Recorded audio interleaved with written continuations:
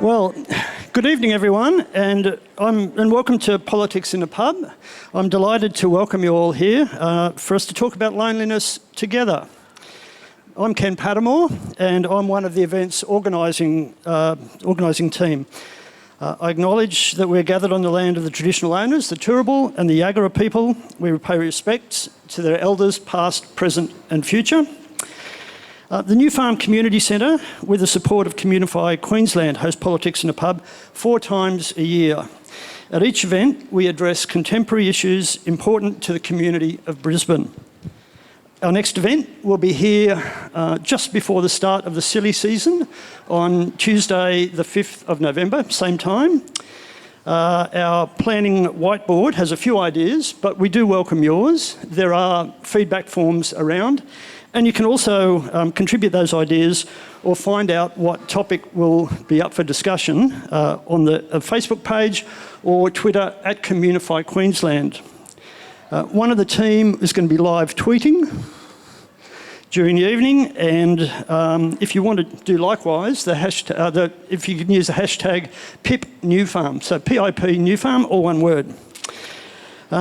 We have a merch table down the back with little badges. If you feel like you want to grab a little badge on the way out, please do so. And there are a couple of other ways to engage in tonight's event. The first is to ask a question of our panellists. There will be time at the end for this. And we have 2 question wranglers. Lauren and I will be doing on the microphones. And the trick for that is to raise your hand and make eye contact with us, and then we will organise the questioners up for Rebecca.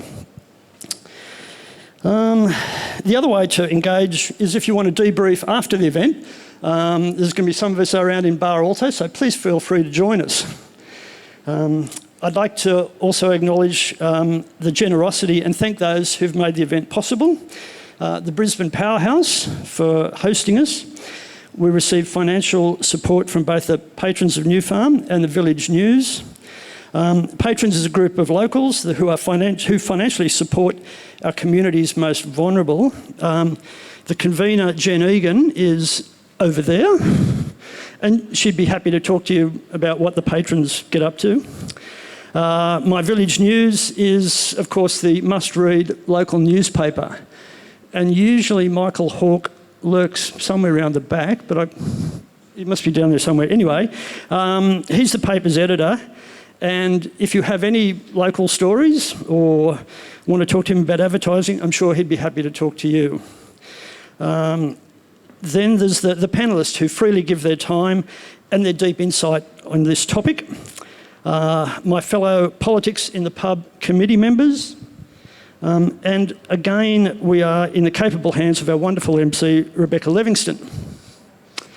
Rebecca hosts mornings on the ABC, where she needs to be across a dizzying array of topics and issues every day, and has never had to apologise to Jacinda Ardern, I believe. Sorry, I got stuck on dizzying. What was the end bit then? You've never had to apologise to Jacinda Ardern? No, I haven't. And I wouldn't even tell her to put a sock anywhere other than on her feet or her hands or wherever she wants to put them. That would be fine. Amazing. MCing for her 4th Politics in the Pub, please thank and welcome Rebecca. Thanks, everybody. You know, I was just racing out of the office this afternoon, and my producer, Jacob, who's a young guy, connected to the world, to technology, and he said, "What's this thing that you're doing tonight?" And I said, "There's a whole bunch of people are going to get together and we're going to talk about loneliness." And he was like, "Wow, that sounds weird." And I said, "I think it sounds great." And he is often on Reddit, which is a message board, essentially, a thread. It's the modern technological version of the old community notice board. And the Brisbane Reddit notice board is one of the most active in the Reddit community across the country. There's about 800,000 people who regularly contribute to it, and usually at any given time there's a couple of hundred people on there talking to each other. So you'd think, oh, really, you know, a connected community, lots of communication going on. The thing that they're talking about at the moment is that there's a guy who, in amongst all those people, felt lonely and has started organising meetups, IRL, in real life. There is something about that human connection. It's physical. You want to lock eyes, you want to touch and feel and breathe. And yet, as you know, the whole heart of this discussion tonight is if we are so well connected, if we are so switched on, why are so many people feeling lonely, and what are the health implications of that for us as individuals and as a society? I hope that we're not feeling lonely by the end of tonight, and certainly not because we have a fabulous group of panellists to chat to you. So we'll have a chat up here for the next 25 minutes or so, and then would love lots of your questions tonight. Driving here, I was thinking about my teenage crush as well. His name was Daniel Johns. He was the lead singer of Silverchair. Any Silverchair fans out there? Just one man, thank you, sir. You and I can bond later. Were you going to marry Daniel Johns too? Depends, yeah, okay. Frog Stomp was their first album, and they had a big hit with the song Tomorrow, and then they went on, they progressed, and some people stayed with the evolving Silverchair. Did you stay with them, or you were? Yes, you did. You and I have a lot in common. But one of the songs that Silverchair sang, which I really loved, was called Across the Night. And there's lyrics in there that said, I don't want to be lonely, I just want to be alone. And I thought, I can really relate to that too, in that weird, lonely twist. I don't want to be lonely, I just want to be alone. So how do we achieve both of those things? Maybe we'll do it tonight. Let me introduce panellists, and in fact, I've set each of them a task tonight. We'll find out in a moment if they've managed to achieve it. Terry Fitzpatrick is here, renegade priest from St Mary's in Exile. Are you happy? You're okay with that description? Yes. Welcome, Terry. Terry, when you are feeling lonely, what song would you listen to? Over the years, there's been a number, but I have sung You've Got a Friend by Carole King, that Nice. one. Winter, spring, summer or fall. Come on. All you've got to do is call, and I'll be there. Yes, I will. Because you've got a friend. Oh, this started so well. Well done. We'll sing that later. That's beautiful. Alongside Terry tonight is Sally Morris from Wendybird. Wendybird is a beautiful community. You're surrounded by people who want to connect and communicate. Do you still feel lonely sometimes, Sally? Yeah. Yes. Is this even on? Can people hear me? Am I here? You're here. You're not alone. Yeah. No, I actually do. I actually often feel quite lonely, sometimes on a daily basis. And I think it's weird to sometimes be really, also the opposite of be surrounded by people, but still feel lonely. Yeah.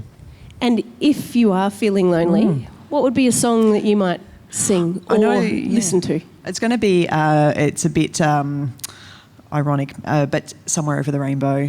I love from the LGBTIQ community, but I love the ukulele version of it, and it's just a beautiful song, and I just feel it makes me feel really connected to something much bigger than myself. Can sing it?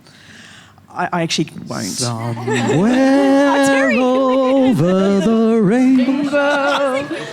Way up high. Yeah, beautiful. I'm feeling better already. So the ukulele version is so evocative that, it even gives you the tingles just thinking about it. Caroline is here tonight as well. Caroline Stalker from Arup. She's an urban design director.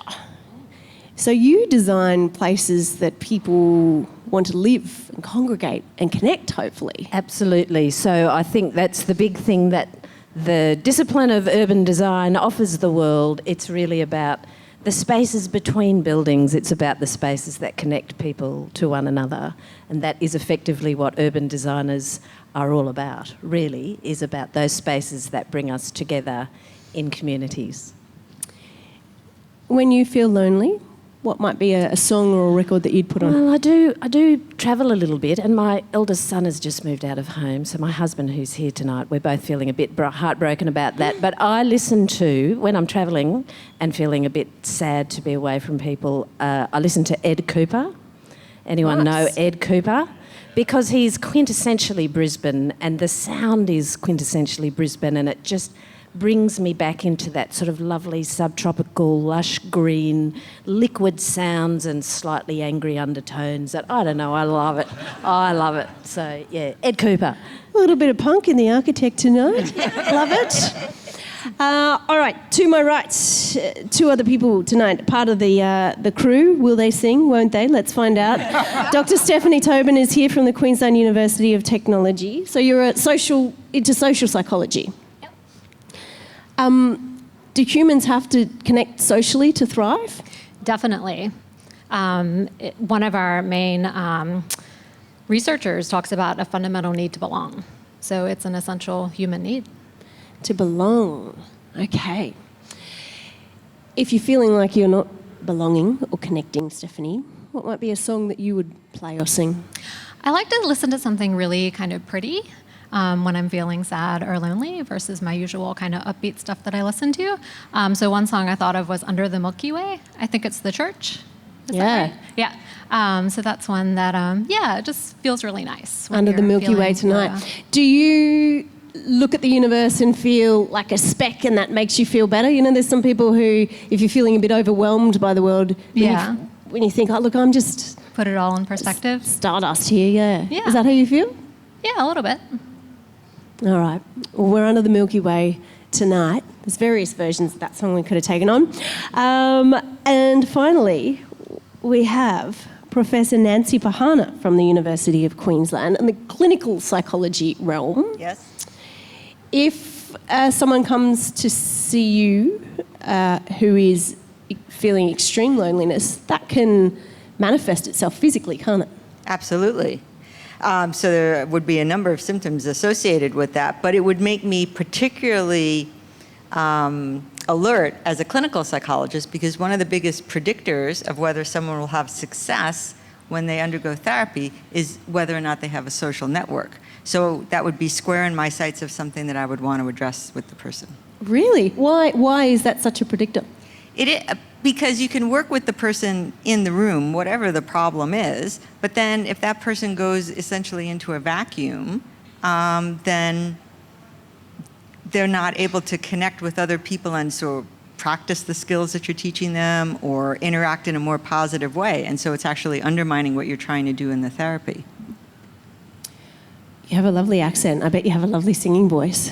I have a terrible singing voice, but I'm very interested for Terry to sing my song. Okay, this is it, Terry.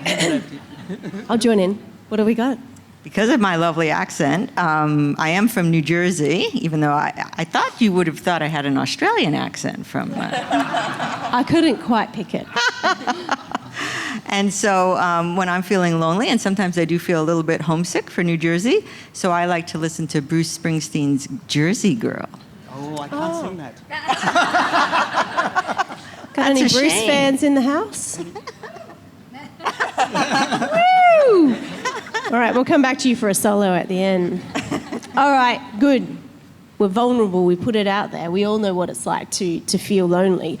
Why do you think so many people are saying they feel lonely when you could be on Twitter 24 hours a day arguing with someone, you could be sharing photographs of cats on Facebook, you could be on Instagram saying what a beautiful, wonderful life you have. Why are we lonely if we're so connected, Terry? It has the illusion of being connected. I mean, in many ways it does, but you end up being connected to, or superficially, to a whole lot of people. And often we put our best foot forward, so we're connected with our best foot, or the one that we want to project. But in terms of real vulnerability, we don't really share much of that on social media. We tend to put the best foot forward, and we end up in some ways alienating, because if you are someone who is feeling a little bit vulnerable and lonely, you tend to look at this, everyone looking really well, and you're not so well. So that they say that social media is, I compare my insides with their outsides, and I don't feel I don't measure up. So it can be an alienating experience, particularly for people who are feeling not so together. And so even though we look like we're connected, often we aren't so connected. And then we end up spending time with 200, 300, 400 so-called friends, but we miss out on then spending time with real people, and then we miss out in the long run. Yeah, and that foot that's put forward is always the perfectly, like, freshly manicured foot as well. And when I compare it to my foot, my foot doesn't look good. I don't want it to be all a downer on technology tonight, though. In your world of psychology, do you see upsides to social media and the kind of tech connections as well, Nancy? Sure. I mean, there are a lot of connections. So I work primarily with older adults, and this is a great way for people who may have, for example, limited mobility or, not be able to travel to events with real people, to connect with a community that shares a particular hobby or a particular interest, or to pursue a new interest. And there are also ways that older adults can engage with technology, for example, teaching English as a second language over Skype. So there's some really cool uses of technology that bring people together into new communities and even intergenerational communities. Yeah, and social groups have been set up to such an extent that, I talked about the community notice board. Often that's now a Facebook group around a postcode. Is that a valuable new social space? Yeah, so certainly if you use social media to kind of bring people together around a common interest, and I love that example from your intro where you talked about the guy who was organizing meetups, the face-to-face meetups. I mean, that's really social media at its best. It's kind of connecting you to people that you can then connect with in real life. And it tends to be the more active use of social media to actually communicate with other people and to foster those kind of positive interactions with other people that are really going to help you in terms of belonging. Whereas that more passive use, that's just bad news. So actually it's better just to kind of limit your time and focus on the active stuff. Yeah, the concept of belonging, if you have a group where people identify with shared experiences, in Wendybird, tell me about some of the connections that people make there, and is it okay if people come along alone and say, I feel a bit alone in this world, and how do those connections grow? Yeah, and I think certainly for LGBTIQ people, we're not born in a community that shares our identity, and we often have to venture out in the world and find other people like us. And we all want to find other people who like us, who share our world perspective, how we see the world, how we identify. And for lots of LGBTI people, it can be really hard to do that. And we actually find that people are craving, often they find people on social media. So social media has opened up a world globally to LGBTIQ people and has helped us to connect with each other. But people are still craving that, I need to sit down with people like me. And most people who come along to Wendybird for the first time will come alone, and they are petrified. They're walking down, down the side of the New Farm Neighbourhood Centre, walking in the gate, and they are absolutely petrified. And some don't actually quite make it, in that, because there's this moment of walking in and this expectation of will I be welcomed? Will I be rejected? Will I fit in? Will I belong? Will I be okay in this space? And so we deliberately sort of reach out our hand at that gate moment and say, come on in, welcome, you do belong here, and gently sort of bring people into that space, because it is terrifying to reach out and say, I don't know anybody like me. I am alone, I'm lonely, I'm disconnected. How on earth do I find people like me? And you feel like you're the only one. You really think you're the only person who is ever experiencing that moment of loneliness and disconnection. But you're not. So often they'll walk in, I'm like, yep, and about half of these people also came on their own today, and let me introduce you to them. And they're like, oh, okay. Yeah, it's so relatable. I feel like I can hear everybody's brain going, yeah, at some stage we've all felt that. What are people seeking then? Like, what is the thing that you think makes them go, I'm glad I came here? I don't know. That's still actually that's a really good question. I think sometimes it's that space where to be yourself, and I think we talk about, you talk about what you see on social media and what you think people are really living and experiencing in the world is very different. And I think people are desperately looking for that place to be authentic, to be their real, authentic, true self with no filters, and just going, this is who I am, and I want to be loved and welcomed and accepted for exactly who I am as I am, whether I fit or not, and I think lots of people in the LGBTIQ space, we don't quite fit social norms and cultural norms, and it's amazing to be in a space where that doesn't actually matter. You can not quite fit the mould of society and people still love and accept you. So I think that's probably ultimately, but what that looks like could be quite different for different people, I think. Yeah, and I think even outside of that space, you just made me think of a comment that I heard Em Rusciano say recently, who's a performer, and she has a really big following of mums in particular. And sometimes being a new mum can feel like quite an isolating experience, even though you might have a tribe of people coming through. Again, it's that incredible dichotomy between lots of activity and lots of responsibility and a sense of loneliness. And Em Rusciano said she started doing this thing where when she was talking to women in particular, she would ask them twice, how are you? Because the first time the answer is the kind of the facade, whatever it is you're wanting to quickly project, but then to ask again, how are you? It is about that deeper connection and that meaningful answer to be your authentic, honest self. Caroline, if you're creating spaces for people to be in and communities to be in, if we were out in public now, and we've all just met for the first time tonight, if we were sitting on benches that you had designed in a beautiful community space, we would all be doing this. How, or do you want to stop people from scrolling through their phones? Oh, look, and as we've been talking about the whole social media discussion, it's very, very interesting to me as a designer because on the one hand, yes, that seems to be pulling us away from that human contact. And on the other hand, all of the trends in workplace design, in university design, and I work quite a lot with universities, is all about bringing people together and the kind of informal learning and designing spaces to support informal learning and creativity in workplaces through interaction and informal interaction, and also in universities as well. But coming back to your actual question, look, the thing about that is that there's, for informal interaction to work in a space, there's got to be two ingredients. There's got to be a reason and there's got to be a choice. And designers don't, through the 70s and 80s, I think, we tried to be a bit socially deterministic about designing spaces that would make people, make them get together and talk to one another. That's not how the built environment works. It just doesn't work that way.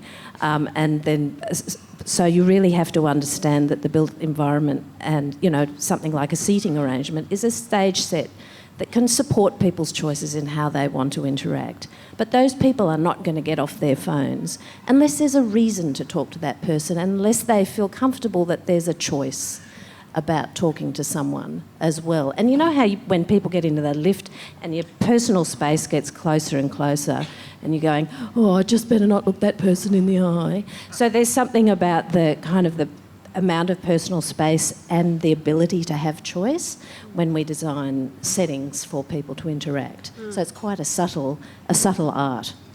Are you a fan of hot desking, shared spaces in offices? No, but I'm old school. I am a fan of people, again, having the choice between...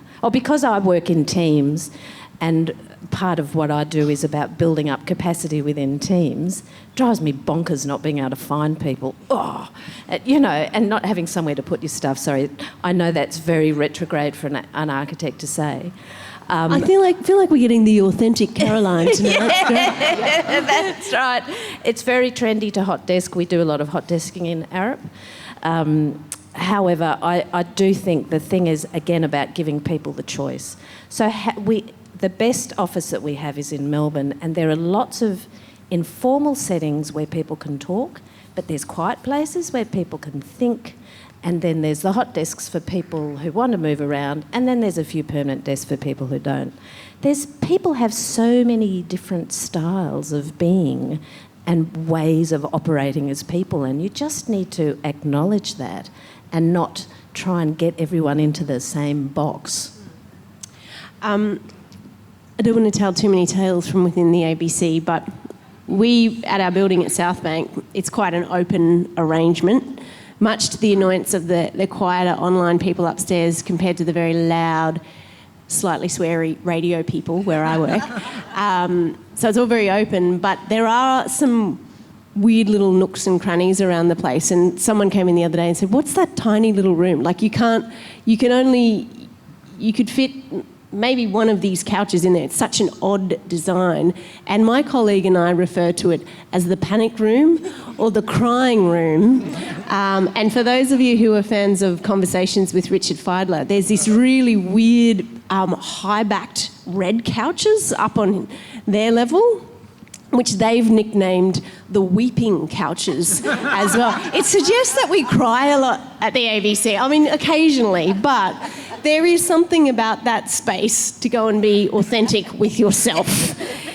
What about activities that are sort of planned and organic at the same time? And I'm referring here to gardening. From a social, psychological sense, can you plan something like a communal garden, invite people along, and actively try and address loneliness in a setting like that? You could. Sure. I mean, I think you can start any kind of activity. I mean, gardening is a good activity. It's a very popular activity. And, you know, if you get people together, they can spontaneously co-design the space and make it their own and make some connections.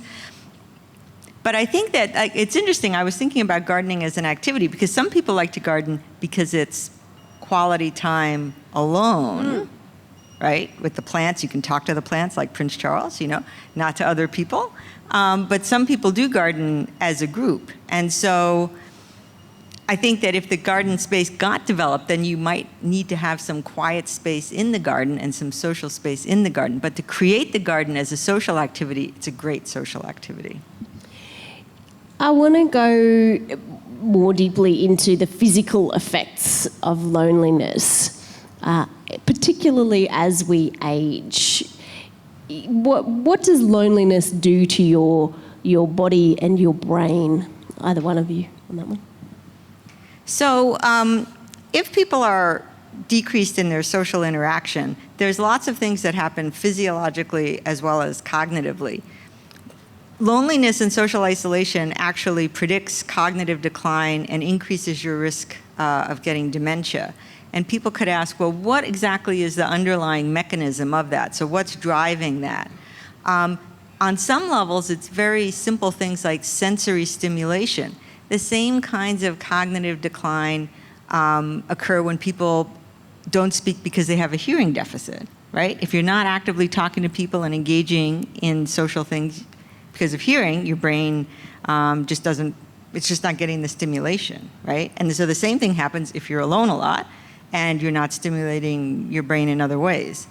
I also think that, again, if you're lonely, there can be a sense people might go toward a more depressive experience of being lonely. So that would be kind of an apathy, lack of appetite or increased appetite, lack of sleep or increased sleep. They could also go along a more kind of agitated way, and that could involve, you know, sort of a more non-functional kind of hyperactivity. So I think it really depends on the person, how loneliness might affect them. But the cognitive effects, in my mind, are the most important, because then it's a self-perpetuating cycle that you're not thinking as clearly, then you don't feel like being with other people, so you withdraw more, and it's just a downward spiral. Stephanie, do some people experience loneliness more profoundly than others? In fact, do some people not experience loneliness? Well, some people are certainly more susceptible to loneliness than others. In fact, there's a genetic component. So I think certainly if you're feeling lonely, like, you shouldn't blame yourself, because I mean, like, that might just be part of, you know, what you came into the world with. Really? There's a loneliness gene? I don't know if they've linked it to a specific gene, but it's highly heritable. I think like 50% of the variance is inherited, like with many other personality traits. So yeah, that's just one thing to be aware of, is like some people are just more sensitive to threats, including social threats, than others. And loneliness is entirely a subjective experience. So it's all about how you interpret things in addition to your social environment. So there are big social factors that can feed into it, but also just individual differences in how susceptible people are to it, yeah. Is it a mistake to think that extroverts crave social interaction more than introverts and therefore experience loneliness more than their quieter counterparts? Well, that's interesting, because basically loneliness is unmet belonging needs. So it's the difference between your need to belong and your sense of belonging. And so extroverts are higher in both. So extroverts have a higher need to belong, but they also are more sociable and are better able to meet their higher belonging needs. So I can't think of now whether extroversion is correlated with loneliness or not, but it does have those effects on both the need and the extent to which you're able to meet it. Yeah, I think it would be negatively associated with loneliness just because of that increased sociability. Yeah. In terms of the benefits of social interaction then, do they occur even if that social interaction is not necessarily pleasant or with friends? It has to be a positive interaction. So the need to belong theory I mentioned earlier says that to meet this need to belong, we have to have frequent, positive interactions in the context of ongoing, stable, supportive relationships. So that's a lot of elements. So if you're having conflict in a relationship, that is not going to satisfy your need to belong. If you're having lovely conversations with different strangers every day, that's not going to be as good as having an ongoing positive interaction. And even if you have a great relationship, if you never talk to that person, just knowing that they're there for you isn't necessarily enough. You actually have to have these positive interactions. Terry, can you be lonely if you've always got God to talk to?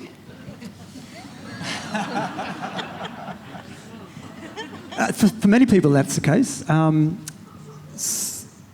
think the element of spirituality and having a sense of there's more, there's something else, there's this sense of a bigger self that I am part of, and that is just not me. It's a sense of deep...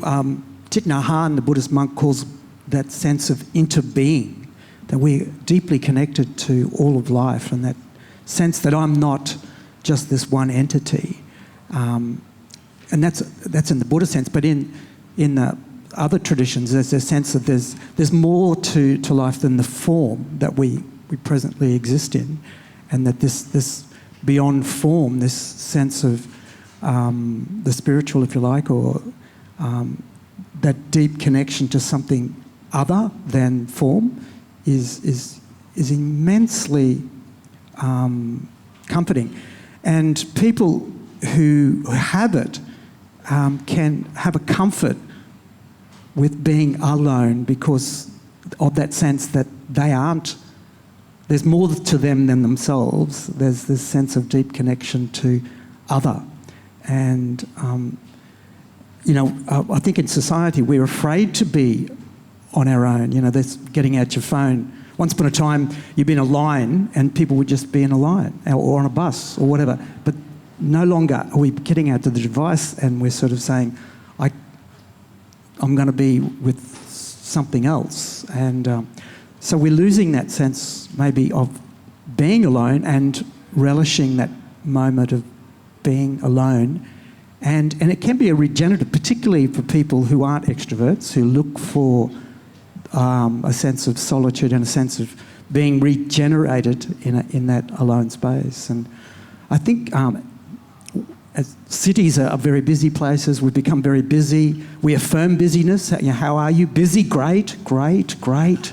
Instead of going, oh, geez, I'm really sorry to hear that. How long you been busy now? but we don't. And we've become human doings and not human beings, and we've lost that sense of being and that deep connection to being. I can't wait to respond to someone who says, I'm busy with, oh, I'm so sorry. Okay. But do you know Annette McFarlane, who is a brilliant gardener. She does regular gardening talk back, and she's so highly respected in the horticulture world.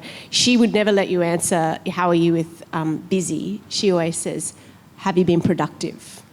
And that's another kind of fine line in terms of the way that we approach things. What about, Sally, the concept of FOMO and JOMO? Are you guys familiar with that? No. Fear of missing out and joy of missing out, right? There's some people who are, apart from a party and desperately want to be there because they're suffering FOMO. They don't want to miss out. And then there's other people who are so relieved when plans are cancelled and they're at home in the bath and, other people are being busy. Is there a wave of JOMO that's coming through society, do you think? I've now got a new term for something that I enjoy, actually. Yeah, that's actually a really interesting experience because there are moments when, I guess, leading such busy lives, there's moments when plans do get cancelled. You're like, thank goodness for that. I need this downtime. I need to disconnect from the doing, the busy, and actually spend some more quality time with yourself or spend some more quality time with your partner at home. So I've actually now got a new term for something I actually do experience, JOMO. Yeah, I think the first person I heard talk about it was Andrew Denton, JOMO. He wrote a piece on it and, just that love of cancelled plans. What age do you think people are most likely to experience loneliness? And I don't know whether this ties into sort of built design, whether, if you're looking at a particular age or stage of life. Look, it seems to be an affliction, and I don't know if the evidence bears this out, but as I understand it, older people are, and particularly people who have lost their partner, are at greater risk. And I guess from the point of view of city design, what worries me and what concerns me is that the way that we've designed cities kind of bakes that in to their lives, and it makes it much harder for people to actually access community. So when we've got this whole issue with the fact that our 20th century Australian cities have largely been designed around that wonderful piece of technology, the car, that we fell in love with and embraced big time in the way that we designed our cities all the way through the last century. And so we've had very spread out suburbs, and when you can't drive, of course, it's much harder to get to things that might be part of your extended network. And if you're living in a very spread out place, it's a lot harder to walk to somewhere that's that might give you that opportunity for social interaction. And I guess if you are in a big house and you want to live in a smaller house, or you want to live in a different way, it seems as though at the moment the main options are for you to move further away from services and facilities and places where there's more community activity happening. And so you see these sort of retirement, large tracts of retirement villages, and my own parents moved further away from us when they moved to a retirement village, because they're the pieces of the city that have the large pieces of land. And of course it all fell over when they both lost their licences, and then when my father passed away. And so my mother is now in care with dementia, but it's been a trajectory of increasing loneliness and I suppose disconnection. And it's frustrated me to understand how much the city has, the layout of the city and the planning of the city and the way we've designed care environments has really made that baked on for her and harder for us to provide her with that kind of informal community. So there's a huge amount we can do with city design, and there's a huge amount we can do with the way that we think about how people age and age in place and stay in communities and the kind of communities we make for people at that life stage. It strikes me that oftentimes we try and sort of group like-minded people, and yet some of the greatest success and life and laughter and love in aged care homes intergenerational. is 4-year-olds being in there, or students sharing spaces with older people. Absolutely, that's absolutely right. And so that locking people away, literally, you know, because when someone does become dependent, I suppose, on care, their world shrinks massively, and then to have it even shrunk even further by being removed from the day-to-day bustle of life and removed from the informal interactions with people of different generations, I'm sure is a huge factor to general decline. And there's been some beautiful work that's been done in other parts of the world where communities for people who are at a dependent stage of their life have been cared for by students, or there's casual care provided for students, or that they become carers for small children, and it's all part of an integrated community mix of facilities. One of the things that we've tried to do, and I've worked in this sector a bit with some of these larger facilities, is we try and bring things like community playgrounds and community parks into the facilities, so that there's something that will pull the community in and connect it back through. But they're, you know, bringing, like, having real streets coming through a community. So if someone is bedridden, they can look out and see some activity that connects them to real life, or see children playing, rather than just being part of that institutional environment. So there's many ways that you can alleviate that sense of isolation at that kind of stage of dependency, I suppose. What did you think of Councillor John O'Shree's idea to put a playground in the Queen Street Mall where the Pig and Whistle, their lease is not being renewed? And he said, let's not have another pub, let's have a playground, and let's make it an adult playground as well. I wonder what an adult playground is. Not at this time slot, Caroline. Did he qualify that? No, but I think he meant something that, you know, it wasn't just for little kids, but that, you know, grown-ups could have fun with as well. Look, I think play spaces in the centre of the city, play spaces mixed in with retail, wherever you can do it, fantastic. I think if you look at some of the most successful play grounds around Brisbane are those that have got a coffee shop nearby, because it's a win-win for everyone. You can put the small kids to play and you can sit back and you can have a chat. It's those that combination. The mall is a really busy space. I'm not sure that, and it's just going to get busier because we're building more residential in the inner city. I'm not sure that that's the absolutely perfect place. It's got a lot of stuff happening in there, a lot of contested space, but definitely the idea of more play in the city and in the centre of the city, I think, is a really good principle. I don't think Greens councillor Jonathan Shree had the backing of the LNP council, so I don't know that it's going to happen.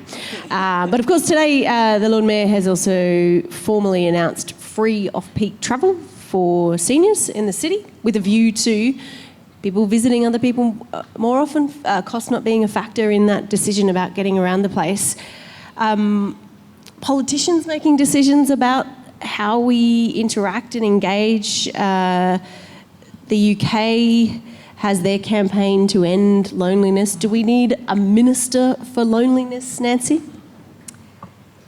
Well, there is an Australian coalition to end loneliness, and I'm a part of that, and partially it's modelled on the UK model with a minister. But you have to say, what exactly is the brief of the minister? And, like, for example, even with older adults, it's like a really diverse group of people. Some of the most lonely people actually aren't older people, they're younger people. So is that minister going to be across all those different populations? Are they going to have a way to actually meaningfully do things with key things like transport, or to design better urban spaces? So sometimes I think, and maybe I'm just being cynical, but it's just, you know, it's just something put up as a front. Oh, there's a minister for loneliness, but are they really in touch with people? Because it's really people who are experiencing loneliness of all different ages and cohorts that really need to inform that. So I'm a little bit skeptical. You're skeptical and you're on the Coalition to End Loneliness. But we're not having a minister. We're not having a minister. We're having a lot of community engagement, not a minister. Okay. She's a Jersey girl. She's going to be I am honest. a Jersey girl. Stephanie, what do you think? Can politicians, policymakers affect the psychology of individuals? Well, I mean, they could be helpful in raising awareness, and that's part of it. And I think that's part of the mission of your coalition is just to kind of make people more aware of it. I really like your point about it affecting younger people as well, because I've been thinking about that a lot lately, because I've been doing studies, and they've found that in the past 10 years, like, younger people have just had a massive spike in loneliness and depression and anxiety and suicide and social media use, and so we're still trying to kind of tie it all together to see what's driving it. But I mean, when you look at those results, you see that something's wrong, even if it's not social media, like something's going wrong for this demographic in today's society. So yeah, I think the more we can do to try and just increase awareness about it and try and do things about it, even if it's maybe, you know, not everything we could be doing, I guess just trying to do something. But I think, all those rates are increasing of people feeling socially isolated at younger areas. It's a concern. How much of it comes back to individual responsibility? If you have another type of ailment or concern in life, you have agency to address that. How do we encourage people to reach out and either ask for help or do something to alleviate loneliness in their life? Yeah, that's a good question. And I mean, some people have recommended having guidelines for, you know, we have guidelines for what we should be eating and how much we should be exercising. So having some kind of guidelines for just kind of what it is we need as people. I mean, even though people do vary in terms of how much social connection they need, just putting it out there in terms of a range could be helpful just for putting it on people's radar. Wow, I've never had, so like the food pyramid kind of thing. Yeah. You know, 5 cups of veggies, it'll be like, have you spoken to 5 people today? How much meaningful conversation have you had today? How positive has it been, you know? Like, and just to also like make people aware that it's not just about these like small lightweight behaviors they do online. Like, that's not enough. That's junk food, you know? You should only have a small amount of that, even though it's fun. Like, it's not going to meet your needs. So yeah, something like the food pyramid. There are actually some guidelines for older people. Really? Yes, researchers at Stanford have conclusively shown how many friends you need later in life to not be lonely. Oh my God. Okay, get ready, guys. You're about to predict your future. How many? How many does the audience think? How many friends do you need? Well, they're very consistent with 5. They must have talked about it before. And this is 5 sort of close friends. No, 5's not the number. But okay, 5's not the number, but in terms of the number, like, because there's different levels of friendship. Are we talking about sort of high quality friends? There's a definition. Oh. The definition is someone that you could share fully and frankly an event that made you really, really happy, or an event that made you really, really sad, and that you wanted to share it, and, you know, for the happy event, share the happiness, and for the sad event, to get some kind of consolation. 2 to 3 is the answer. Yes. Oh, you guys just high-fived because you got it. Or were you like, you're my friend, I'm your friend, we're good? That's beautiful. Wow, 2 to 3. Okay. There you go. This is So you don't need all those people on Facebook. Quality, you don't need not all those people. quantity. Just right back to Maslow's updated hierarchy of needs. So, are you going to put something out there to say you need, 2 to 3 of your very happy, very sad? Do you need like another pool of 10, like, hey, let's call up and chat about how much we love Silverchair? Yeah, I don't know you that well, but Well, that's the thing. And I mean, research on social capital definitely distinguishes between your strong ties and your weak ties. And so we're talking about strong ties, the people that you can share important things with and get support from them and support them back as well. But weak ties are very important. I mean, maybe not, well, I was going to say maybe not for loneliness, but there is some research showing that even those kind of pleasant weaker interactions can actually have a benefit, maybe not in terms of loneliness, but in terms of your mood and your general sense of connectedness. So those can be important too. So I don't think we only need to talk to 2 to 3 people, but we want to make sure we have the 2 to 3 close people, but then also maybe maintain a bit of a broader network just to get the benefits of just having different kinds of contacts, which can be helpful for various different things. Okay, ladies and gents, I'm going to throw the floor open to you and your fascinating questions. Look at this guy, he's got an envelope in his hand. Is there money in that? What's that? Or was it a hanky? I don't know, he's so keen. You can address your question to the whole panel or to an individual. I will direct it to the individual right now, although all the panels have really touched on interesting bits. But to Sally in particular, because she mentioned about putting her hand out to welcome guests to your various functions. And many moons ago, when I was a therapist, I found one of the great missing things with lonely people, the lack of human touch. To have a hug, to have a cuddle, to have a squeeze, a hand, and specifically with older people in homes where they no longer touch anyone. No little kids come and squeeze their legs and what have you. And in this day and age where it's a bit awkward touching people, and in fact when little kids fall down in front of you, you daren't go and pick them up in case someone screams at you. So how does the panel feel? I'm talking to Sally indirectly, but how does the panel feel about the area of touching? You know, we see people, we hear people.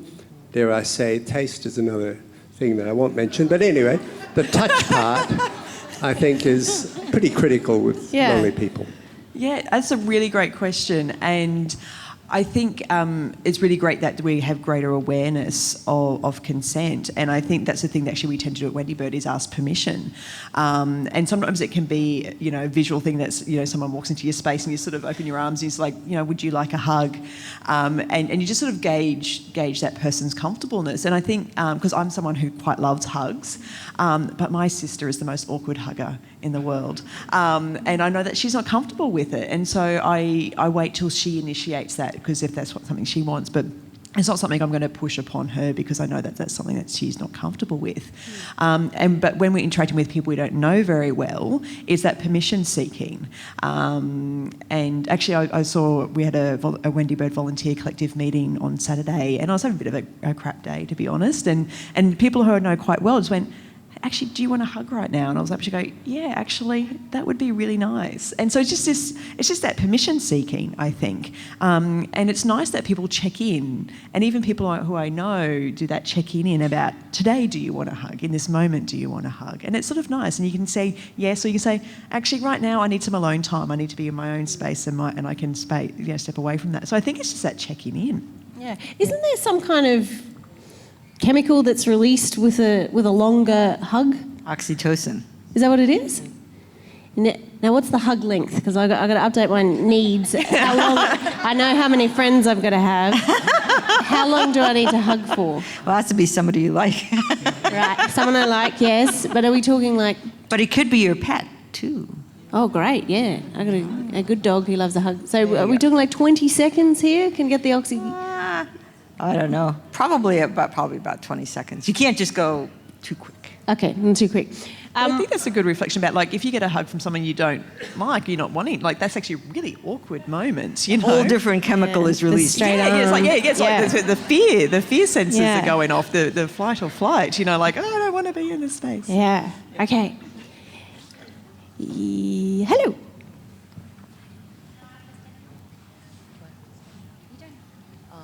I was just thinking about the comments about young people being lonely, and I started to think about it, and I thought perhaps it's because we've got both parents working. The kids are being shunted off to daycare, so they're institutionalised from a very early age. The parents are tired, the parents are busy. Get the children, get the shopping, get the kids to karate, get the kids to music, keep moving. When we get home, oh God, I'm tired. I've got to put the shopping away. I've got to do the washing. I've got to do all these things. Here's an iPad. Here's a phone. Here's a TV. All of this is actually creating a sense of loneliness in the children. There is no connection. It's being shunted from place to place. And it's like living in high rises, and you stand in the lift and you go up, but people don't often talk. And you live in this great big building, but everybody goes into their little cave, and there's a lot of loneliness. And I just see that's being perpetuated in society and through a lot of social engineering. It's just thoughts that I have. I'm not directing this at anyone. It's just observation. It goes to Terry and the busyness thing, doesn't it? It does too. It also, it's the way we design our cities and our spaces. Like, we put a lot of pressure on, it's what they call the nuclear family, and all the interaction has to be between parents and their kids. Whereas there's some wonderful designs called co-housing, and the Danes are really big on this. And say 25 family units decide to build 25 units, and in those units there's common spaces like where people have meals together 3 or 4 times a week, where they share common spaces like a common garden, common tool share, everything's shared so that people aren't buying their own separate stuff. And so when you're coming home, you don't just come home to this little unit where I've got to entertain my kids or get them entertained, but they come home to other kids who may be in that space where there's common play areas where they actually go down and they're out of the parents' head, but they're in that space. And so we have, I think design is really big. If you go to a normal neighbourhood today and you walk down Middle Australia, you won't see anyone. They're dead spaces. We've created dead neighbourhoods, and it's really soulless because the whole interaction stuff is in these houses. And I put it down to, there's a number of issues here, and I think it really serves capitalism to have us in individual spaces and big spaces, and we fill them up with lots of stuff we don't need. We have our own mower, washing machine, etc. And we live in these, they're designed to be loneliness traps, really. And the whole design space doesn't have to be that way. There's wonderful creative ways of creating community that we really need to look at. And capitalism is the reason, but the whole consumer thing, as we move towards climate change and the whole destruction of our environment because we're over-consuming, this is we need to address what we're doing here. And that whole, the car, the supermarket, the whole, we're doing everything according to the way capitalism and liberalism wants its individual rights, individual this, the emphasis on the individual. And it's really killing society. And it puts enormous pressure on parents and family units to continually bring out energy, where that never was the case in small villages. We grew up as social animals, and we're putting this pressure on these family units, which everyone's tired and busy. Look, I just have to... That's a beautiful summary. I think that's a really fantastic summary. And I think it comes... In Australian cities, it comes down to 2 things. One is that we're predominantly 20th century cities, which have been driven by the car, but it's also Torrens title. If you look at some of those older cities and even some of the more traditional bits of Asian cities that are more organic and where there is a more life is lived outside more in community as well as within the extended family unit. It also has a very different tenure system, and the rights of the individual don't have quite the same high place in the way that the land ownership structure is set up, whereas our city is predicated on individual we don't have a land collective ownership. mindset, yes. No, and generally then it relies on city authorities who are in charge of the commons. It's the old tragedy of the commons bit. And generally that has been, again, in 20th century cities in Australia, that has been the purview of engineers largely, rather than people who think about how people come together. It's driven by big money and capital. Absolutely, absolutely. And also planning theories which say that people are better off if we separate activities from one another because it's neater and cleaner and somehow causes less conflict. That's right. We silo old people over there, old people young over there, people shopping over here, working over here. So it's very, very much matches that old model of how the nuclear family with the man working in a white-collar job in the centre of the city driving a car. That's the kind of the image of family and society that particular model is based on. And of course, Australian society is so much more complex and so much more diverse and shifting in so many ways that it really does not support us as a model of living anymore. And the co-housing stuff is terrific. That was the Danes doing the co-housing, was it? There is some in Australia as well, intentional communities, Where? Absolutely. In Brisbane? I think there are a couple in Brisbane, as far as I know. There's certainly some intentional communities in Melbourne. There's been a whole new model of affordable housing that's been developed by an architect in Melbourne called the Nightingale Project, which is kind of a mix between affordable housing and intentional community. It really is, there's some fantastic models out there of self-built intentional communities, but also working with architects to design community spaces. I was going to just add on one more thing about co-housing. The thing I love about the Danes is that they're incredibly practical about this stuff. So when we make communities and we bring communities together, they accept that sometimes there'll be conflict.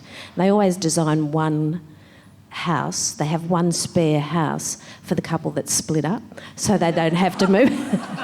So they don't have to move out of the community. They can stay in the community while they're resolving the issues in their family and their marriage. It's so practical. I love it. It's amazing. I think us white people have a terrible problem of overthinking things, and when it comes to loneliness, it's kind of like the frog in the pot, that we're the actual most traumatised culture on earth due to the history of war, and it's actually the voices of traditional Indigenous people that are most connected to communal culture. How do we elevate them in this conversation? Because I feel like we don't have a leg to stand on in reflecting on our own Anglo assumptions about what it is our loneliness is and how we act on it, when it's actually these cultures of people that are all around us in our community that have actually got the most real life experience of, and most recent historical experience of a more connected culture where they don't have suicide and these strange things that have come about as a result of white Anglo culture. I still remember an Aboriginal elder saying, yeah, we train and we teach collective sense of common good within our kids. And she told the story of when a little kid, 1 or 2 year old, is having something to eat, the grandmother, the elder, will come over and take it off the child and start eating it. And the child starts to, what's this? And starts to cry, and then gives it to somebody else, who gives it to somebody else. And they're teaching them that everything's to be shared, that sharing culture, which we don't. We think that's a bad thing, but it's actually, we need to teach that sense of collective common good and ownership and sharing of what we have. And those collective cultures teach it from very early age. Mine is one of the first words that Yes. a lot of kids will say. Mine. It's mine. Mine. Yeah. It's funny how that happens. How do you think we elevate Indigenous culture and the notion of community and connection? Well, I think that one way to do it would be what is happening in the climate discussion, where Indigenous communities and their knowledge is being elevated into almost guidelines that can be followed for how to live sustainably within the land. So then we were talking about guidelines before somewhat facetiously, but maybe that's one area where we could elevate that Indigenous knowledge and just some basic principles like that about getting away from mine, how to model communal behaviors from a young age, because I think that we have such a resource in this country with the Indigenous communities that we should really be tapping into that wisdom and knowledge.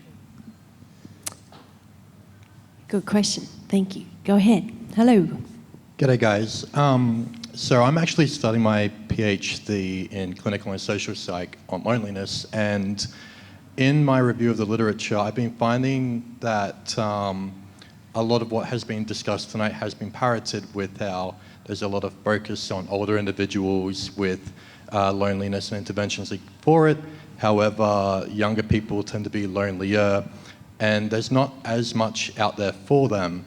And I kind of am seeing that social media seems to be more of a scapegoat. It's almost like people are blaming paper for the decline of the slate board situation, and ignoring the fact that we are negotiating and trying to define our own sense of identity, and we are often also more likely to be intersectional. Like, I don't look like it, but I'm actually from a disadvantaged group with disability.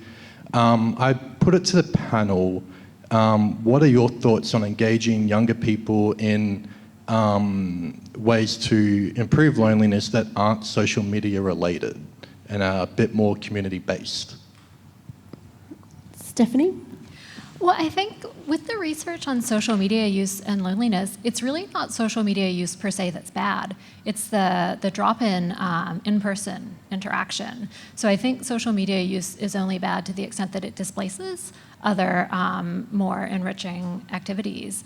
And that may be due to technology, or it may just be due to changes in the climate. I mean, have you read Jean Twenge's work?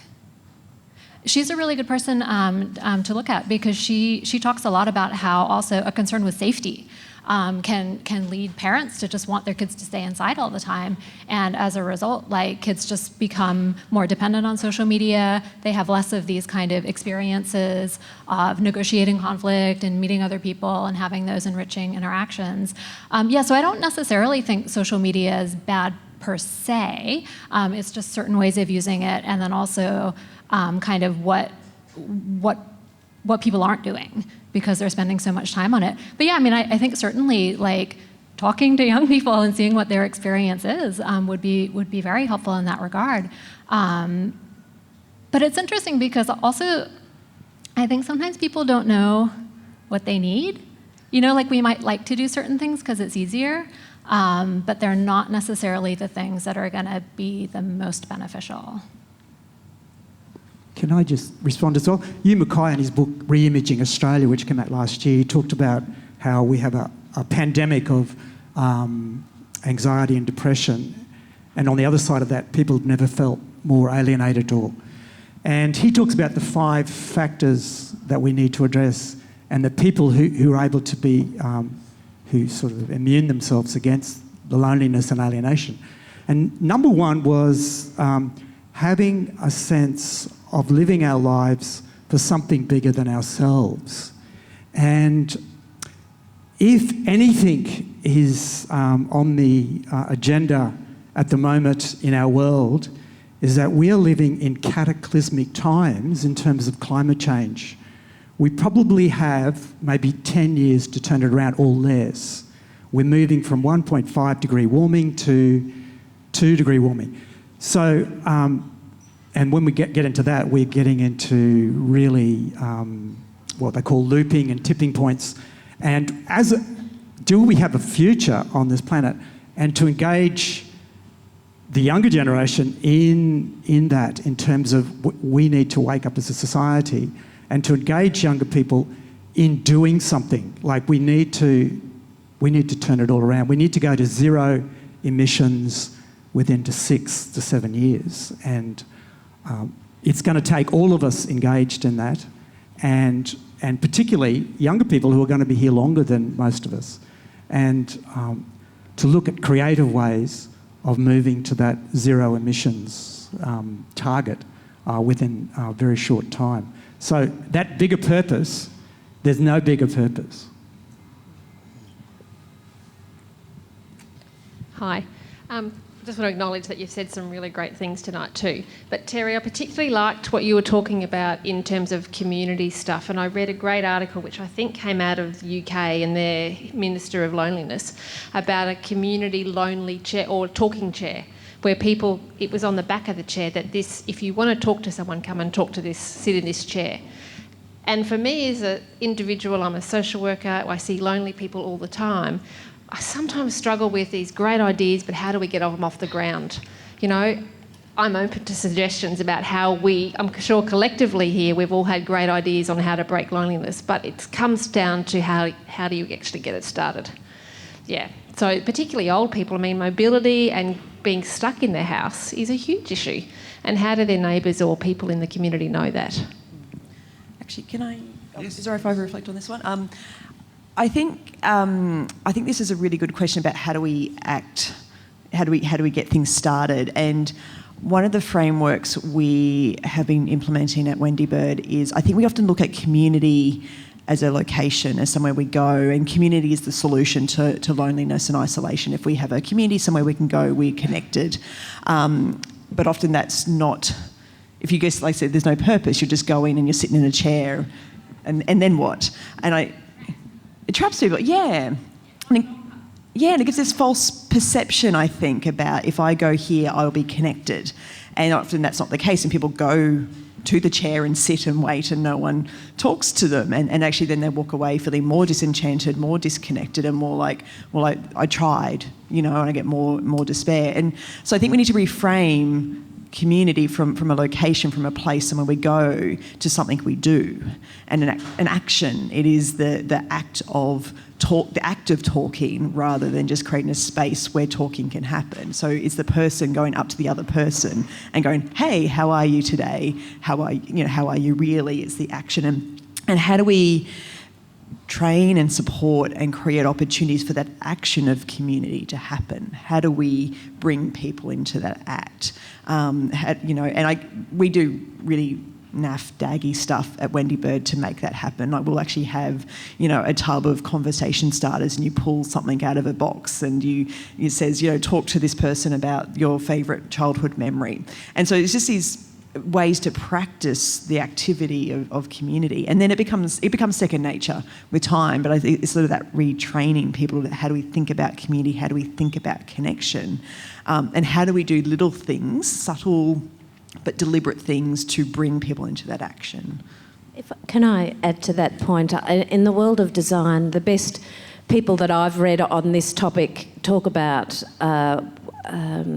being able to establish opportunities. So if you're in a place for a reason, you may talk to someone informally because of the common reason why you're there.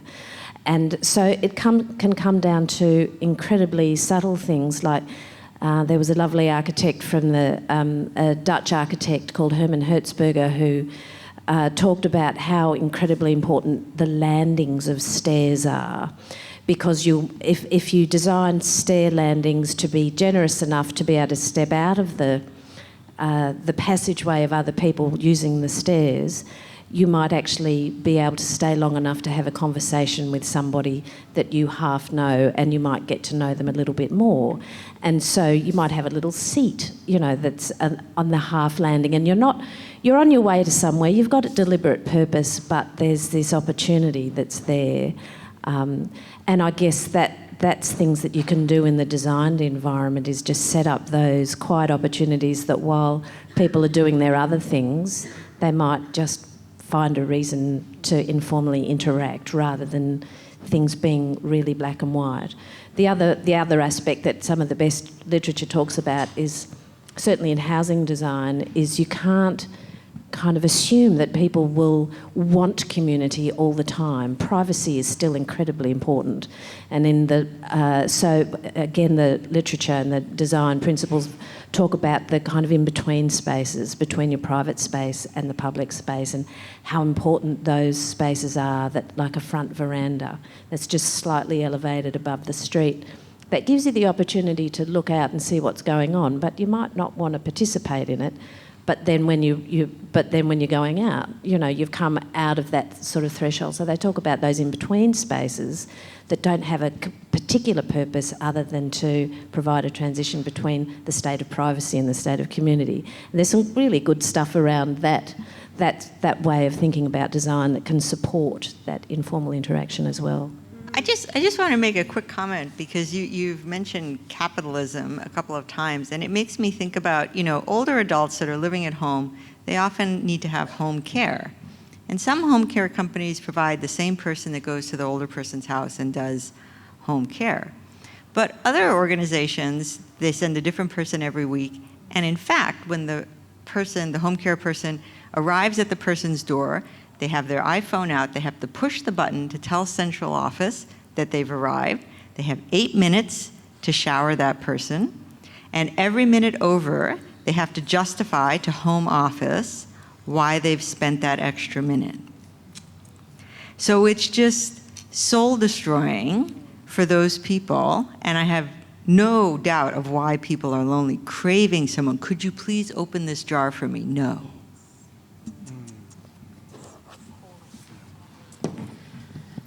That's upsetting.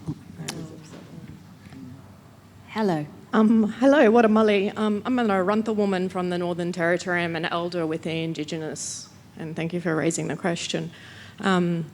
I'm also a descendant of the Turrbal people that live in Brisbane.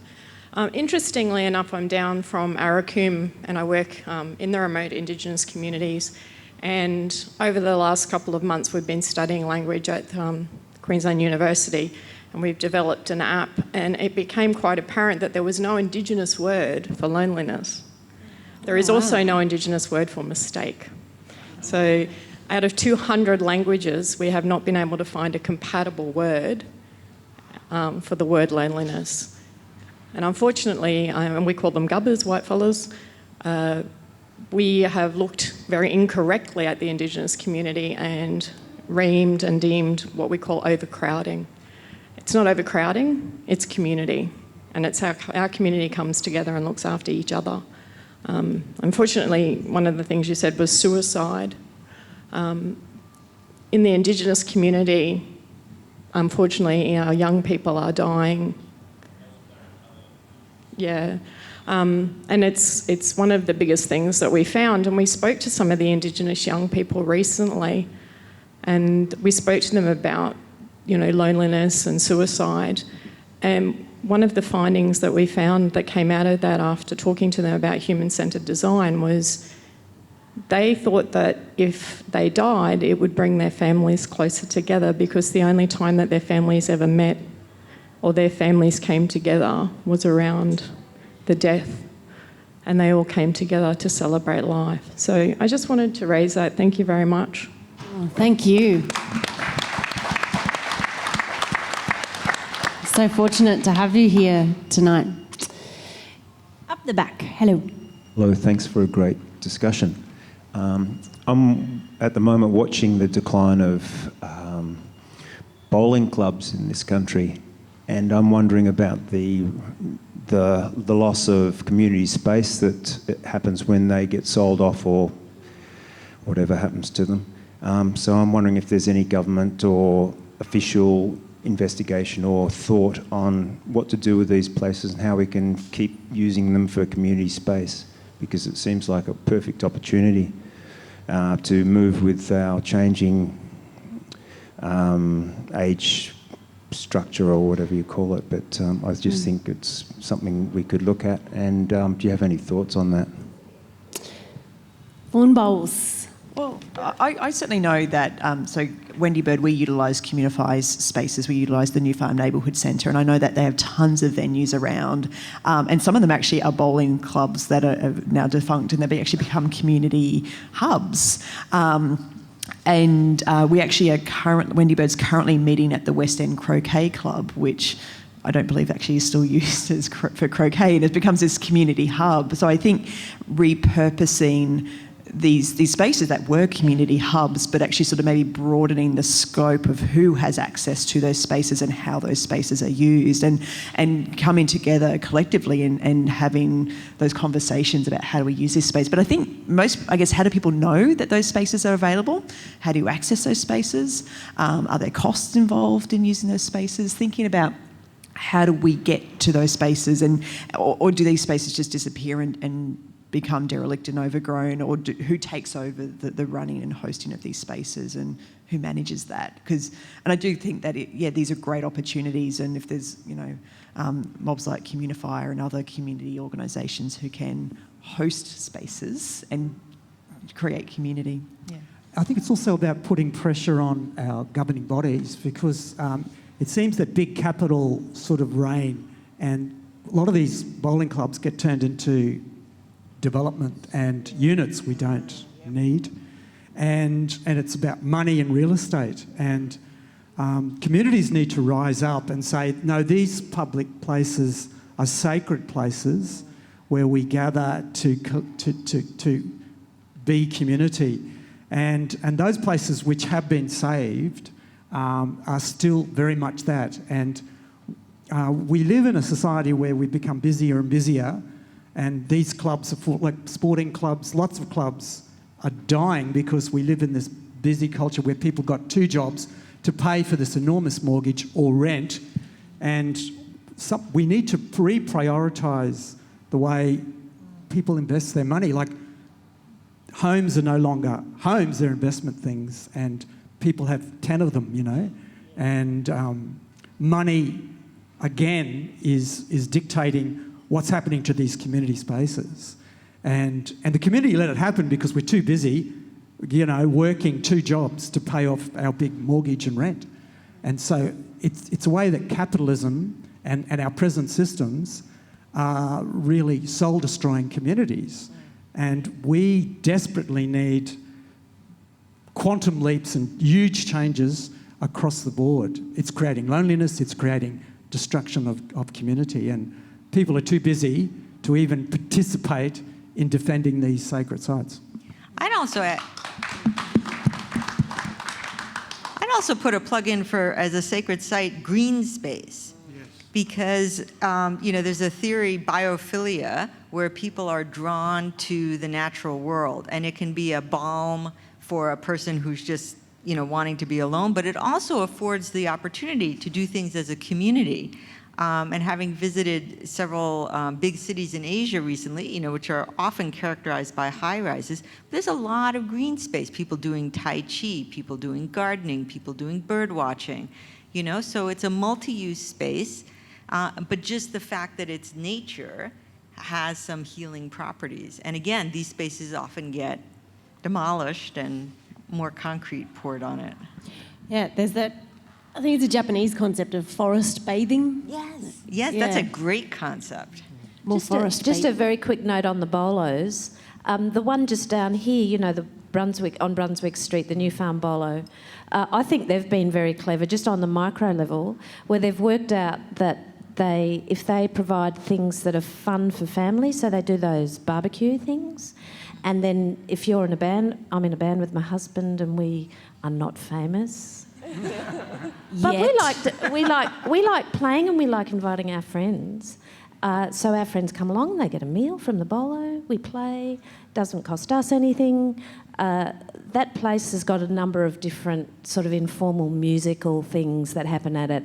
People have their parties there, they have their 21st there, they have their 50ths there, they have, you know, kids' Barbies, kids' lawn bowls. It's just they've worked out that they can be a facility for a wider community, and somehow they've managed to key into that, and I think they've been really smart, and it is actually a community centre, but it still has bowling. It's really nice.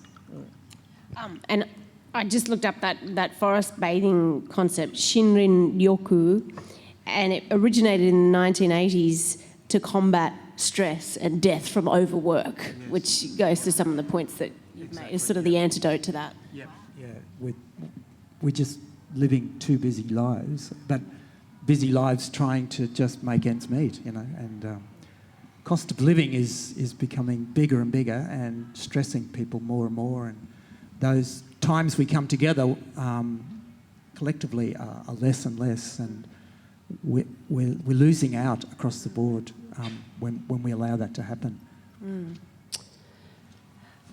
Hello, and there's a gentleman down the front here who's had his head up as well. I think they're coming to you. Hold tight. We're still, it's 7:25. We've got another 20 minutes or so. Hello. Do you actually believe that how the right wing likes to push individualism? Do you think that, which is against human nature, do you think that has played a big role in loneliness? Like the right wing sort of saying that that individualism is great, even though it's completely anti-human nature. You want to have a go? I'll have a go. You're talking about the virtual world? I'll just repeat it, sorry, because Caroline said she didn't hear it properly, so maybe other people. Has the push of individualism played a role in loneliness, is the guts of the question? Yes, the whole social media thing is that we don't pay for it. So when we're not paying for something, then maybe we're the product, and we are the product. Is that, you know, the big companies like Google and Facebook mine all our data to make us better consumers, and we become, you know, it's about emphasising the individual too. The whole siloing of, I'm not putting it all completely down, but we have to really think about what's happening to us here in terms of, it's creating these separate identities as well, which makes us. We create this virtual world ourselves. We're marketing ourselves as individuals, not collectively. Do you think the ideology of the individual first contributes to loneliness? Definitely. And I mean, I think it goes back to a comment I made earlier, which is like people don't always know what they need. And so if you're kind of in this culture that's telling you you don't need other people, like you might come to believe that, and then you don't seek it out. But that's just not true. You do need other people. And there is a link, like once people become lonely, they do tend to become more kind of self-centered, and, you know, it kind of sends your brain the signal that you're on your own now. So there's definitely a cycle, I think, between focusing on the individual and feeling lonely, and then once you're feeling lonely, you're just going to focus on yourself even more. I think a greater recognition that like we are actually social creatures is helpful. G'day. Just in response to that, I admit I'm a bit of a Radio National tragic. And it was only about a week ago that I heard about how individuation, you know, like, how we're all looking at being individuals, how important it is to be that. Without tradition has no restraints. And if we could just get back to a few traditions and rites of passage and stuff like that, I think life, you know, could feel more fulfilling for people because they're playing a role within a certain way of being. But aside from that, aside from that, I read something many years ago about what Bertolt Brecht said in a play, and it was, violence is the theatre of the disenfranchised. And I've never forgotten that, and I've seen it played out in my work a lot. Whether people implode or explode, they're not feeling part of a society, they're not feeling anything. And the anxiety that's created by the loneliness is just so great that they're unable to then connect. So they'll take their lives, especially in the Indigenous communities. I've worked a lot out there, Pilbara and Northern Territory and stuff. And so I don't know whether it's a question so much, but as to whether, you know, our society really needs to change because nothing's getting better within the context of individual and, you know, sort of being participants. That's it. So that's really, that's an interesting comment, and it makes me think about how in traditional communities, you know, there is a real sense of that I can depend on other people and other people will ask me for help, so it all doesn't kind of fall down on me, and I can explore other people's wisdom. But you can see that also in research about things like boards of directors. Boards of directors, if you have a more diverse board with more diverse age and gender points of view, you solve problems better together. And even we were talking about cognitive decline before, when we are thinking about people just as individuals, we are sometimes guilty as health professionals. We come up to people and we say, I'm going to give you 5 words to remember. And you're going to have to remember them. That's not really actually how memory is designed to work. In traditional societies, when people are asked to recall things, one person in a group of elders will say, well, this is what happened, and then someone else will say, oh yes, and then this happened, and then someone else says, oh yes, that happened, because it's a collective memory, right? And that's kind of how the brain is structured, to work off cues and build the story together. And when we isolate people and segregate people more and more, I actually think that that causes not only societal breakdown, but it causes cognitive breakdown. Oh, totally. My husband and I now will do this thing where we're trying to think of something and we'll go, don't Google it, we'll get it. It might take days, but one of us, something, and then, 14 hours later, he'll be like, catfish, yes, okay. I guess I want to reflect on that. I guess we're talking a lot about society and the breakdown of society, and there's this big concept, and I think we often can, I even just talk, I'm like, you just feel really disenfranchised from that. I go, well, what on earth can I do, in this big society that is going in directions that doesn't work? And I think sometimes we've got to come back to, well, what can I do? And again, come back to that concept of community as an action. I can be the person who smiles at someone on the bus and says hello to that person sitting by that. So I think come back to what's my locus of control, and how can I reach outside of my individual world and connect with others in more deliberate and intentional ways? Because I think in those little actions, we then change society, But I think sometimes we talk, there's this big, just so feel big and daunting. It's overpowering. But, yeah. And we need to create rituals in our life where we regularly do things together, like once a week we get together to have a drink and debrief, or once a month my book club comes together and we all go to this coffee shop, or we all get this bottle of wine and we sit around, and the first part is, how have you been over the last month? And these rituals are really, really important anchor points in our life that become the backbone. They're little things, but they're things we all do, but we just need to really celebrate them and make sure that we don't lose them. And I like that sense of, before you talk about the asking the how are you twice, the how are you in that ritualistic, yeah, we're good, I'm busy, or, tired, or whatever it is. And then the second of how are you really, and that really connecting in more deeper, meaningful ways. Yeah. But just going back to your question, and to probably the darker heart of the question there is, does loneliness play a role in acts of violence? Does loneliness play a role in radicalisation in society? Have either of you looked at any evidence in that? I'm not sure. I mean, certainly it leads to kind of the internalizing problems, where you kind of direct things inward toward yourself, and we talked about suicide and things like that earlier. But do you know, Nancy, does it lead to externalizing problems too? I don't know. It's not my area, but I do think that there is something in this kind of not feeling a part. Like you mentioned the word belonging. I mean, I have to say, I think that must play a role in terms of the degree of belonging that you feel. And my point, we all want to belong. We all want to belong. And I think sometimes earlier I talked about authenticity, but also that sometimes sometimes I've heard people talk about having to orphan a part of yourself in order to belong, that we might actually shape ourselves to fit somewhere. It might not quite fit. We might not quite fit, but we go, well, I get acceptance, I get welcomed, I get, I feel part of something. It might not quite fit exactly who I am, but I feel like I'm a part of something. And so perhaps loneliness results in people engaging in spaces and places and behaviours that actually don't quite align with who they are, but they have a spark of belonging or a sense of belonging.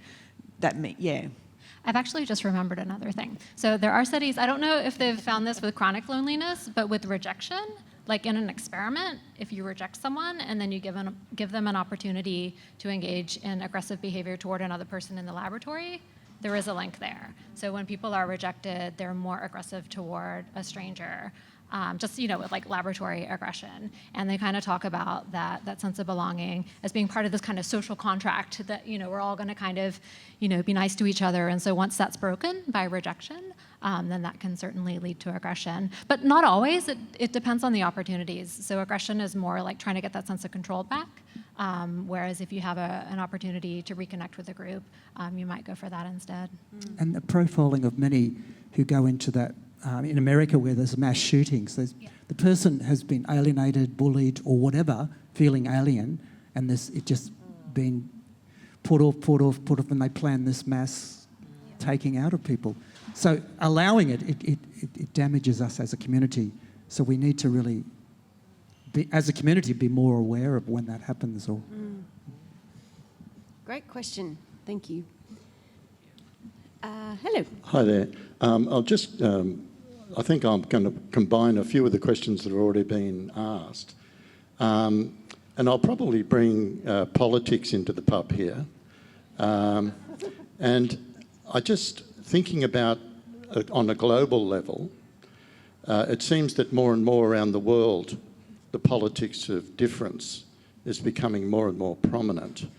We've talked about the psychological, emotional, physical effects of loneliness.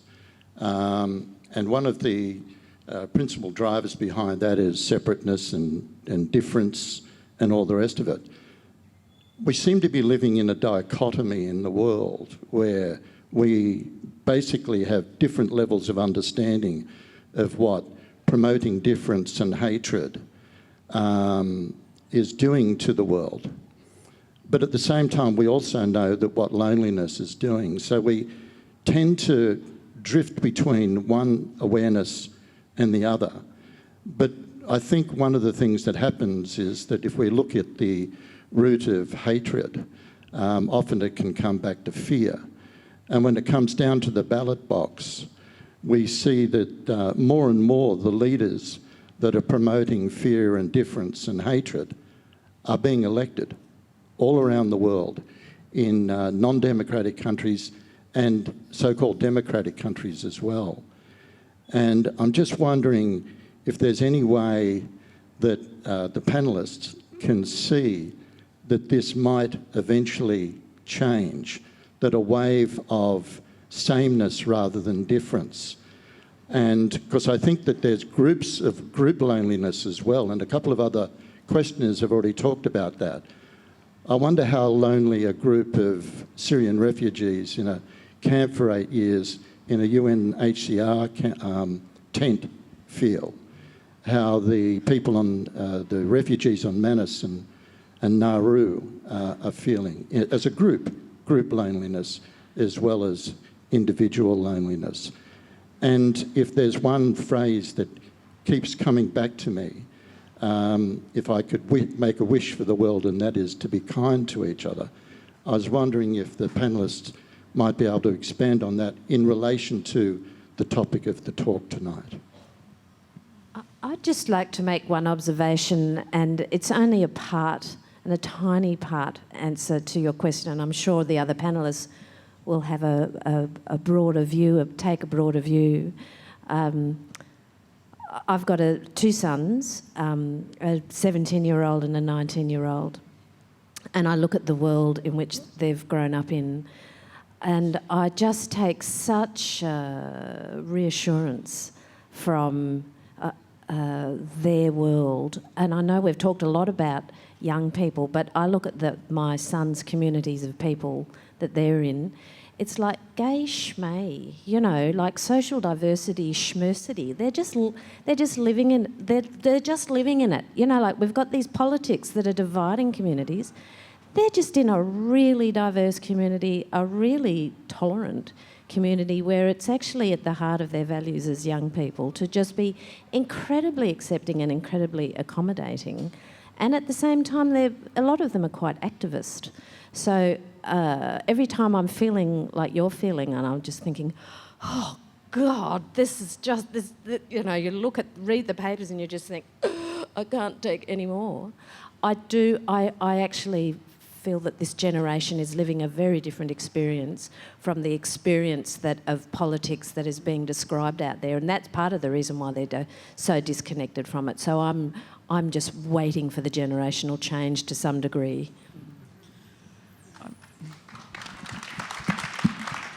I'm hoping I can tap into some of this collective memory, knowledge, wisdom stuff that we were talking about before. I remember I really love reading Brené Brown's work, and she spoke about another author who wrote a book called The Big Sort. I'm wondering, I'm hoping that someone else might have read it and remember what the author is. But I guess effectively she was saying actually that we actually are now much more engaged in monocultures. We actually are much less diverse, that the people, we're more likely now to connect with people who were just like us than we did historically. We separate along political lines and gender lines and ethnic lines and cultural lines than we ever did before. We actually used to be a much more diverse community. And we seem to think that by connecting with like people with like, that we're going to experience more belonging and more connections. But we actually become more isolated because we're in an echo chamber, that what I believe is reflected back to me. And actually the communities that function the best are actually more diverse because we actually get to see real life up close, what a difference people are to myself. And I think we're sort of in this we're seeing this resistance to diversity, but our younger generations are really embracing it. But we're seeing this so we're actually seeing more and more polarisation. We are seeing greater acceptance of LGBTIQ people globally, but we also are seeing more hate crimes against LGBTIQ people. Even in Australia, how our newspapers are talking about trans and gender diverse people right now is appalling. And yet, only last year before, we had same-sex marriage become voted by Australia. So we're seeing this polarisation happening. So I think we need to challenge the sense of that being with people just like me is the solution to loneliness and connection, that actually diversity fosters more belonging. And so there might be some, has that triggered any collective thoughts there? It's just reminding me of the contact hypothesis, which is to reduce prejudice and kind of discrimination toward other groups. Like you really need to kind of bring groups together under positive circumstances. Although I think initially they thought the circumstances had to be very idealized, but now it just has to be at least a little bit positive. It doesn't have to be perfect. It just can't be kind of a negative interaction. So yeah, I don't know how to do that, but that is definitely the key, just to give people more exposure to different groups. And maybe those kind of cross-cutting identities. So maybe if people are getting together and gardening, then through that common interest, they're able to kind of meet different people of different backgrounds and just get more kind of exposure and experience with people like that, and just realize that they have a lot in common at the heart of it, and that these are good people and we should be kind to each other. I'll also say that for older adults, I think it's been a terrible thing to put people in age homogenous communities, and actually the international literature is showing that being in those communities results in decreased physical and mental health. Many country towns, everyone lives, they don't get a choice about who lives there. And so that you either get on or you don't live in the town. And, we don't have that. People are now able to be consumers of who they actually relate to. And we need to be, particularly in the last election when we all come out of our bubbles and realised, my God, there are people out there that believe this, And so somehow, as a society, we need to be aware of the bubbles that we can tend to create for ourselves. And those bubbles really reinforced by social media and the internet has really, we get to choose which pages I follow, which newspapers I read, which celebrities I like and things like that. And we get to we actively engage with people who share similar values and beliefs than us. Whereas, before that, we probably were much more exposed to a broader cross-section of values and beliefs. So I think our society is contributing to our isolation from people who are different. That's right. Once upon a time, there was just one TV station. We all watched it. Now we choose what we're going to, where we spend our attention. And then it feeds back to you. If you watch this, it will suggest to you, hey, you watch this show, now you're going to watch this show, which is very similar to that one, rather than going, actually, this is something completely different. My partner and I have 2 different Netflix accounts, and it's amazing how different the suggestions are that come through on our 2 different accounts. And we're like, I had no idea that was on there, because it just keeps telling me what it thinks I want to watch based on my interests, and hers are very different. Yeah. It's the same thing with Spotify. Like it just learns and then you just have no exposure to anything that's different. Yeah. And then on Facebook, they choose algorithms and they choose who you're actually going to relate to, There is one exception in terms of political leaders. Jacinda Ardern has made kindness a key policy in terms of inclusion and social cohesion. She spoke about that I think at the UN General Assembly last year. So don't lose hope. I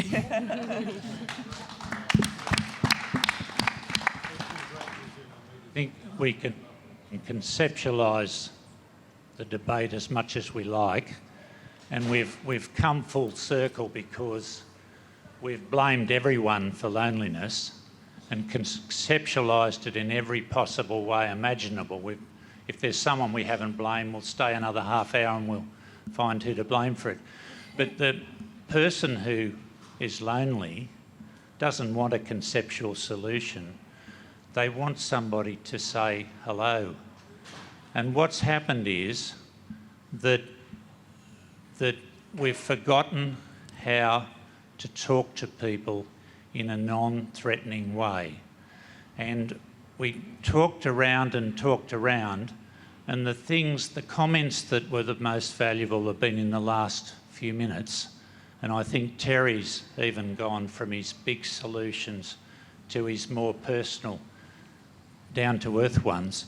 But I love the comments of the lady, not on the right wing, but near the right of the panel, who talked about the little things.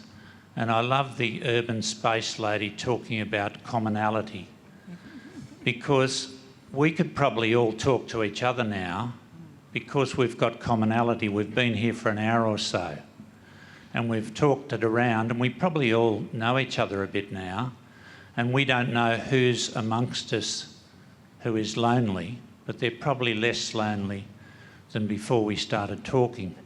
But remember the old adage from our grandparents, and you see it on posters from now and then: a smile costs nothing but gives much. Don't forget in your conceptualisation and your explanation, don't forget the basic tools.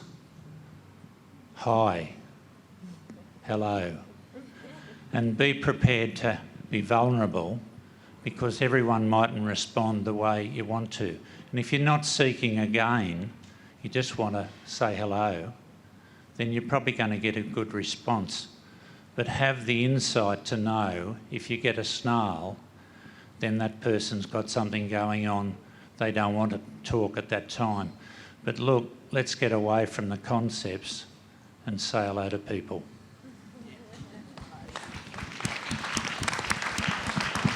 Thank you. All right, I think we're getting close to wrapping up. Two more quick. Or maybe that was a peace sign. Hello. We've covered off on some quite big concepts tonight. So we've talked about capitalism, we've talked about city design, we've talked about social media.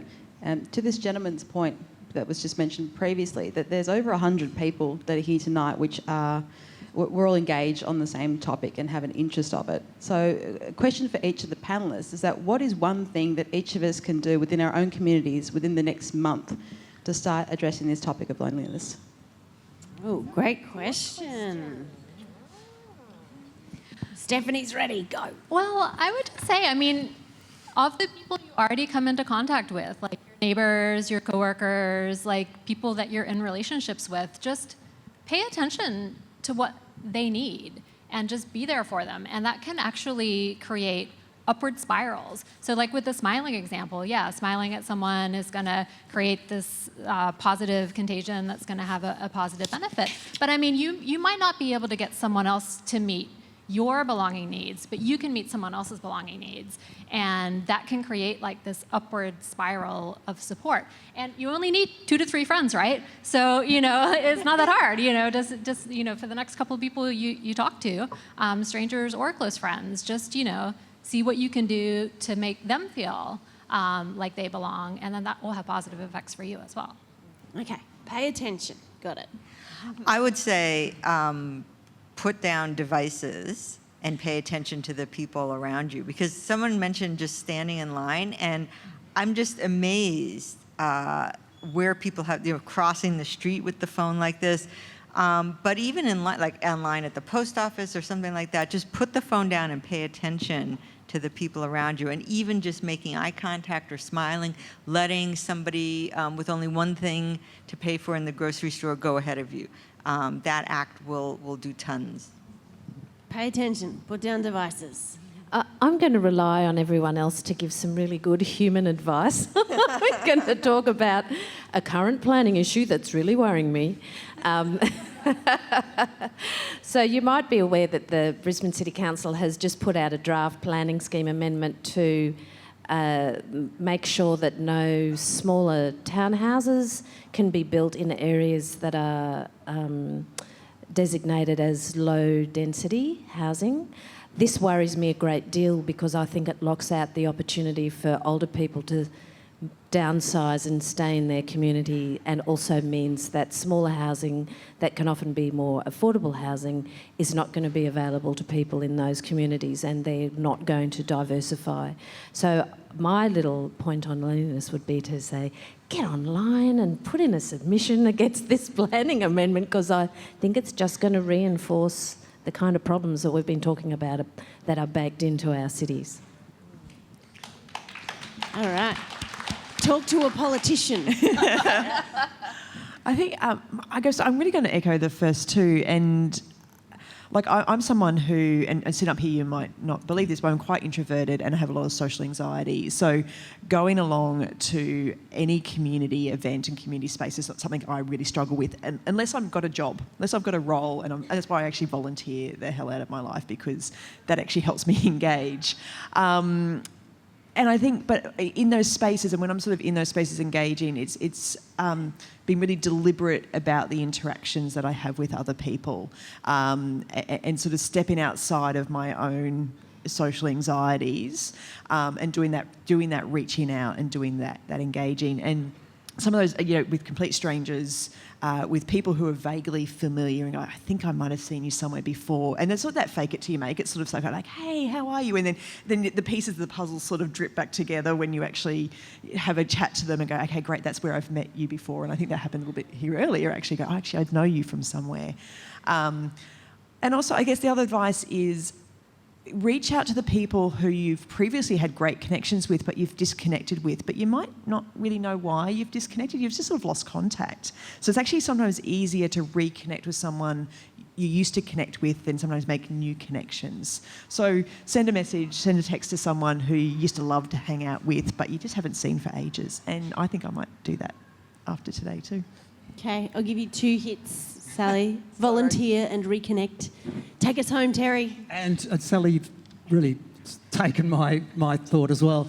To look at rituals in our life that may be threatened, that may have gone by the way and have been important to you, but you've let them slip.